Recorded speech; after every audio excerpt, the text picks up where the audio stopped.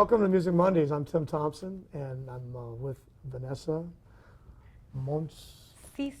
Monsisvayas. I wanted to make sure I pronounced your name correctly. That extra S is for super. That's great. That's like me. I'm Tim Thompson. That's two T's. It stands for too tall. Okay. Anyway, the last class the last lesson we targeted in on 3 chords, the 1, 4, and 5 chords, and that was in the key of A. So that was A, D7, D7, and E. D7, There's D7 and E. and E,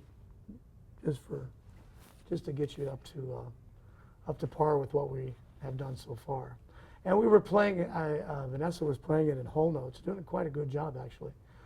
Today, the target for this lesson is we're going to learn how to play in a pocket. In Nashville, they call it the pocket. In LA and New York, they call it the groove. And it's all about playing it in the right space and the right time. If I may kind of give you an example of what I'm talking about. When I was a kid, back when dinosaurs were on the earth, I wanted to play guitar so bad. And I begged my mom and dad for a guitar, and I finally got one when I was in the 5th grade. And all the kids on the block were playing House of the Rising Sun by the Animals. That was it, They were playing House of the Rising Sun. So I had to learn the chords to House of the Rising Sun. And I played it, and I learned all the chords, but it just didn't sound like the record, It didn't sound like Chucky Guthrie down the street, 2 houses down. Chucky Guthrie was like an artiste, man. He could play House of the Rising Sun and make it sound just like the records. And here's the way it sounded when I played it. It was like.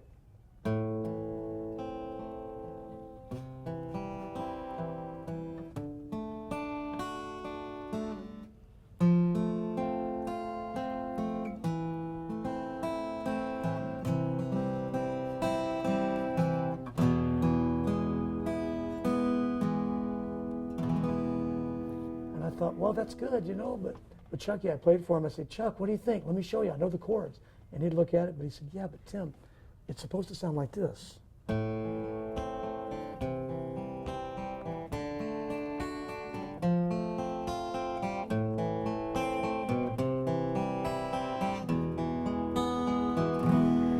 Okay, so now you're Guthrie and I'm the kid down the street. No. But he taught me a really important lesson. This guy, he was a couple of years older than me, Believe it or not, there was actually people older than me. But anyway, Chuck was a couple of years older than me, and he had figured something out that I hadn't figured out. He figured out what I now call the pocket, that there's a pocket or a groove, a space and time that you really have to play these things in and for it to come alive. Music is like a living, breathing entity, And if you want your music to come alive, you need to come alive. Vanessa, have you ever seen anybody with their headphones on or their earbuds in, and they're in their car and they're at a stoplight and they're going, like that? Just like that. Just like that, yeah. And, well, guess what? They're in the pocket. They're in a groove. They're in the groove that artist or that band intended for them to be in. I got stuck in the groove this morning. I got laughed at. Did you really? At the red light. I looked over and there was 2 kids. I think they might have been recording me. Oh, no. Well, look, she's in the pocket. I was stuck in the pocket. I didn't notice. Well, that's what we're going to do for a band or an artist or an instrumentalist, singer, to actually captivate their audience and hook them. You got to hook them in. And the only way that's going to happen is if you internalize that pocket yourself. It comes from the inside out. Some people play to metronomes. And I teach my kids. Or my students at El Paso High, that if you try to chase the metronome beat, then it's kind of like going to the Greyhound. You ever do a Greyhound race? You haven't? Here's another thing. To the bus station. Yeah. I'm talking about the real dogs, They're on the dog track and they chase this electronical rabbit, and the announcer goes, and here comes the bunny, and this little electronical rabbit goes around the Greyhound track, and they let the dogs out, and these dogs are running after this rabbit, and they only let it get close enough to the rabbit to where they almost catch it, right? And if we're chasing the beat of a metronome, then we're like those greyhounds. And the metronome is that little thingy that goes back and forth, click, right? click, click. Didn't they use click. that as torture? Yeah, exactly. It's kind of like waterboarding. And it's like, no, no, no. No, yeah, but yeah.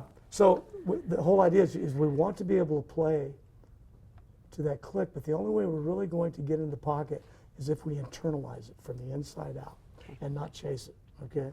So I'm going to be the click. Okay. All right, and we're going to internalize that beat just like you did this morning with your earbuds in. Okay. We're going to internalize that, and we're going to play it from the inside out. It was Thriller. It was still It was Michael Jackson's Thriller. what a great song. What a great song. So we're going to start with A. Okay. And we're going to start, just play on the A chord, okay? The A chord was like that. And we're just going to play it on one. Okay? And we're going to internalize that pocket. We're not going to change chords. We're going to get used to internalizing and playing in a pocket. You ready? 1, 2, 3, 4. 1, 2, 3, 4. 1, 2, 3. From the inside out. 2, 3, 4. 1, 2, 3, 4. 1, 2, 3, 4. See how that feels? Yeah. Okay, that's great. Now we're going to do something else with that A besides just play on one. Now we're going to play on 1, 2, 3, and 4. Okay? So it's going to sound something like this. 1, 2, 3, 4. 1, 2, 3, 4. Is that too fast? No, and I'm only hitting those first two strings, right? Yeah, we're Okay. going to concentrate on the first two strings. Okay. You ready? So dig that pick in. Can you hold the pick? Hold it, put 2 fingers on it. 2 of them? There you go. Like that, and then there you go. You ready? And don't mute it too much. Let it ring a little bit. Try it again. Good. Rest the pick on the string you're going to hit. There you go. Now try it. That's great. That's much better. You ready? 1, 2, 3, 4. 1, 2, 3, 4. 1, 2, 3, 4. 1, 2, 3, 4. Da da da da da da da. Do da da da. Good. Okay. Very good. Does that feel comfortable? Yeah. Good. So now we're going to do something a little bit different because it don't mean a thing if it ain't got that swing. All right. Now we're going to put a little bit of swing in it. Okay. You ready? Yeah. Swing. Here we go. We're going to go 1, 2, 3.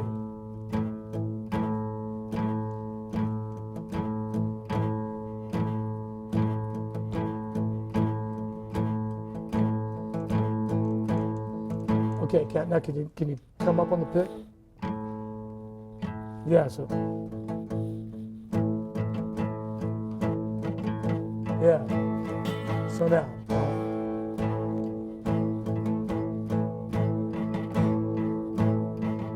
Good. Good. Now let's slow it down.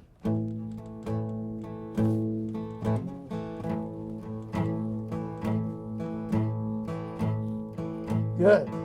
That's good. That's good. Now we're going to do this on D7. Same thing.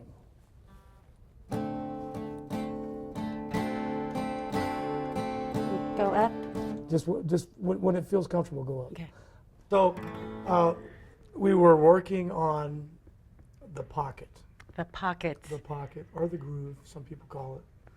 And some people don't call it anything because a lot of people don't play it. Wait. The pocket sounds pretty hardcore.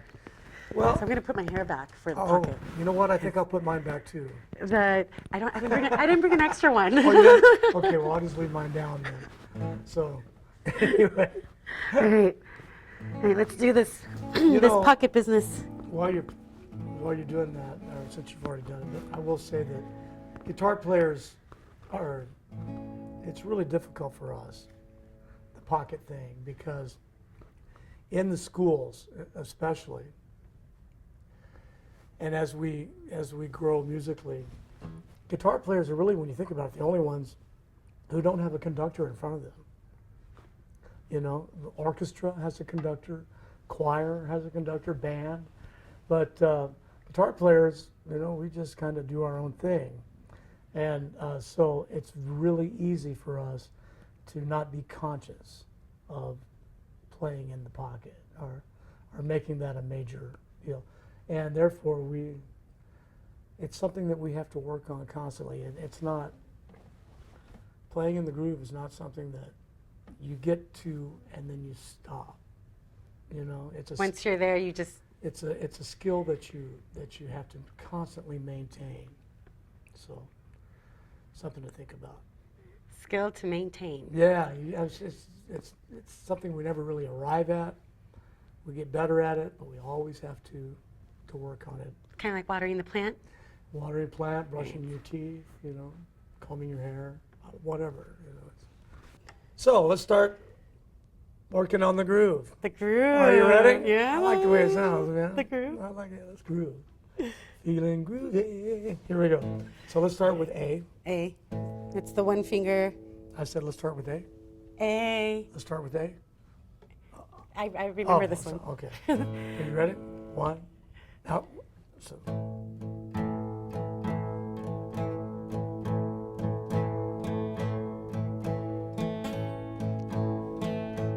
You don't have to come up every time. You can just, you know, kind of create your own magic there, you know. Okay.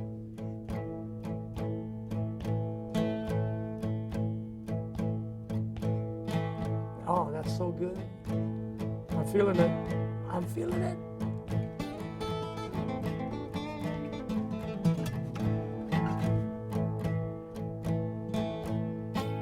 Good. Now we're going to do that. We're going to switch to D7. Well, let's just play D7. Okay. And let's do it kind of the same strumming pattern that you did. Okay, You so ready? down, and then when I strum up, it's just, and I stop there when I strum up. Yeah. I'd go ahead and use the A as your bass. I kind of like the way it sounds. Okay. And follow along with this at home too, or wherever you're at. And just try to create your own magic with this drum, okay? Okay. I can only give you a basis to create your own magic, okay? Does that make sense? C. Okay. You're giving me the cauldron? Is that what you're saying? Yes, I am. Yes. I'm giving you the cauldron.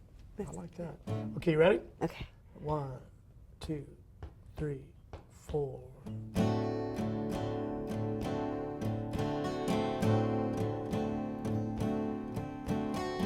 I like it. Now we're going to switch back to A. You ready? Right now.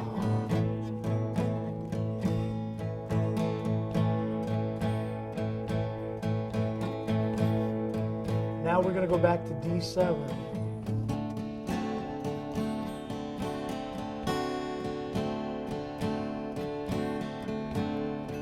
You ready to go back to A?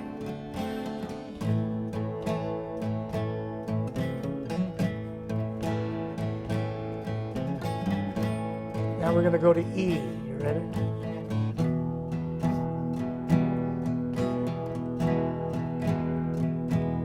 You ready? Now we're going back to D7. Now.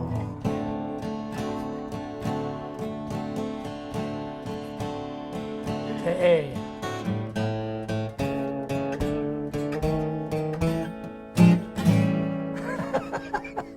The faces help people. The faces help. So Yeah, you got to do that. You got to get that going. It helps. So, yeah, Right. very, very good. Okay. So, I was holding my breath that entire time. I thought I was going to pass out. so here's what we're going to do. We're going to do this a couple more times, Okay. and hopefully everybody watching is getting the right idea. We're going A.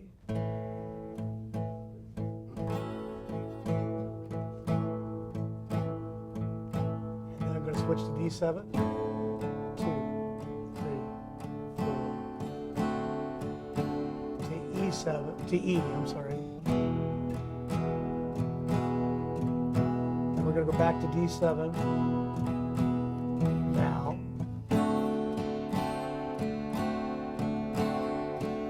Now back to A. A. Now.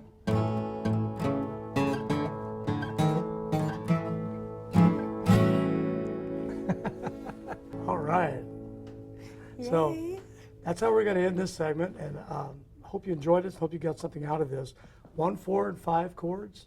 And our next segment, we're going to be talking about the 12-bar blues form and pattern.